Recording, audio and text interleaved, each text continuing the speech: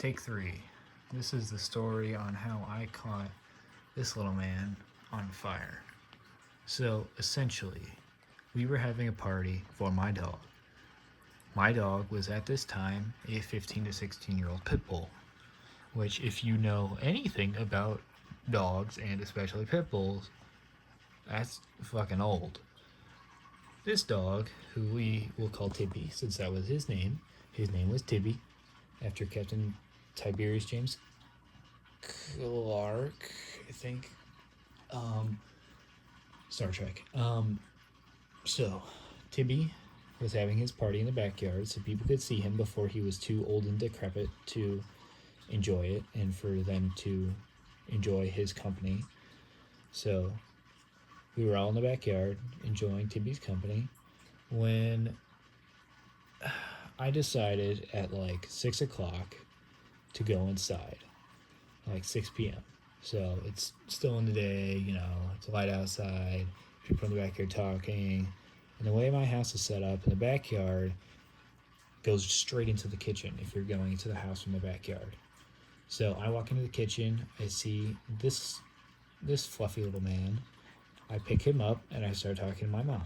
His tail is hanging to my right, and unbeknownst to me, there's a candle to my left. So I'm talking to my mom, blah, blah, blah, blah. And I finished talking to my mom, turn around, 180. His tail, which was here, is now here on top of the candle. And this precise moment, I smell smoke. And at the same exact time, my mom screams, "Oh my God, the cat's on fire." I say, "What?" and drop the cat. This cat then proceeds to dart like a lightning bolt into the dining room underneath the table. My mom runs around the house to cut him off and to stop him from leaving the dining room. I run in and dive under the table, grab him, run to the bathroom.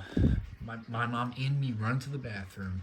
I hold his tail out over the shower, and she sprays it down with our detachable shower head.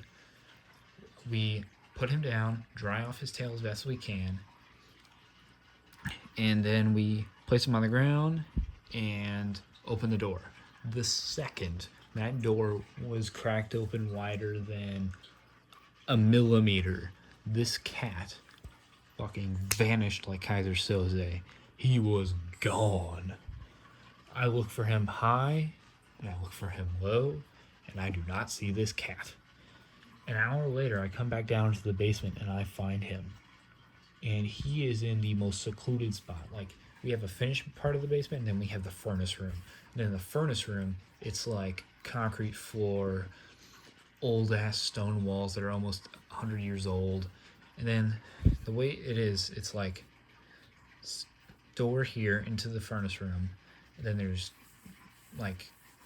it's like this. It's a wall. So you go in, you turn to your left. Clockwise. You turn clockwise. And then you're looking at the furnace. The furnace is here. Then there's this little door. And then the door has no door, it's just a door frame, but it's extraordinarily dark because it's like 8 o'clock at this point. I walk back into there, I look into there, and then I pull the tiny light, and then way back here, in a place surrounded by shelves and boxes and old computer shit, I see this man looking more pissed than any 20 pounds of creature should be able to contain. And he has RBF, which is resting bitch face. But this was active bitch face.